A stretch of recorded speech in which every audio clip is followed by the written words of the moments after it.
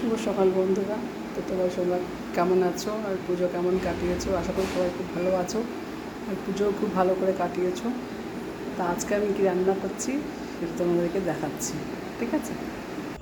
এই দেখো মানকচু গাছ আর এটার মাঝখানে এই পাতাটা আমি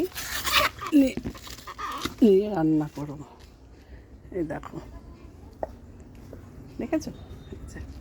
এই যে মানকচু রান্না করার জন্য আমি এখানে পেঁয়াজ, কাঁচা লঙ্কা আর রসুন রেখে দিয়েছি। এবার আমি এই পাতাটাকে ছোটো ছোটো টুকরো টুকরো করে কাটবো। এই যে পাতাটাকে আমি কেটে নিয়েছি, কেটে নিয়ে ভালো করে ধুয়ে একটু কড়াইয়ের মধ্যে অল্প একটু তেল দিয়ে নেড়ে নেবো।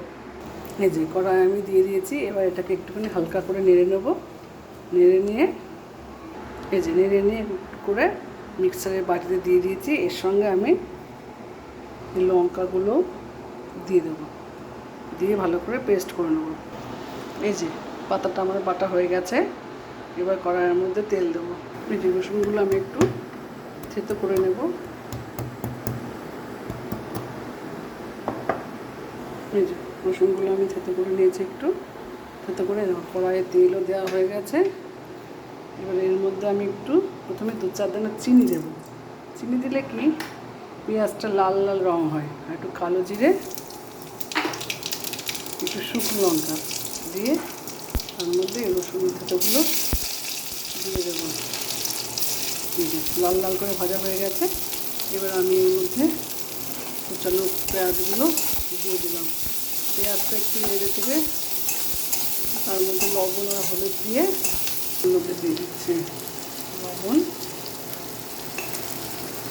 আর হলুদ দিয়ে একটু লাল লাল করে ভেজে নেব। এদিকে পাতাগুলো মিক্সারের বাটি থেকে চামচ করে এই বাটির মধ্যে নিয়ে নিলাম, ঠিক আছে? এদিকে আমার পেঁয়াজটা ভাজা ভাজা হয়ে এসছে। এর মধ্যে আমি এবার পাতা বাটাটা দিয়ে দেবো। এই যে পাতা বাটাটা দিয়ে দিলাম। জানি না তোমরা কেউ খেয়েছো কিনা এই মানকচু পাতা বাটাটা। যদি না খেয়ে থাকো তাহলে খেয়ে দেখো, খুব ভালো লাগে খেতে, ঠিক আছে? এই যে কচু পাতা দেখেছো, দেখতে অনেকটা ঘ্যাটকল পাতার মতো, কিন্তু ঘ্যাটকল পাতা তো না, মানকচু পাতা। খেতেও একটু আলাদা রকমের স্বাদ। গরম ভাতে খুব ভালো লাগে এটা খেতে, ঠিক আছে? আর দেখো কী রান্না করেছি। আর রান্না করেছি দেখো সাদা ভাত, মসুরির ডাল, আর এটা হচ্ছে মাছ দিয়ে আলুর ঝোল, আর 2 পিস এখানে মাছ ভাজা আছে। আর এখানে রাতে ঘুগনি করবো বলে মটর ভিজিয়ে রেখেছে। তো বন্ধুরা সবাই তো ভালো থেকো। ওকে, বাই।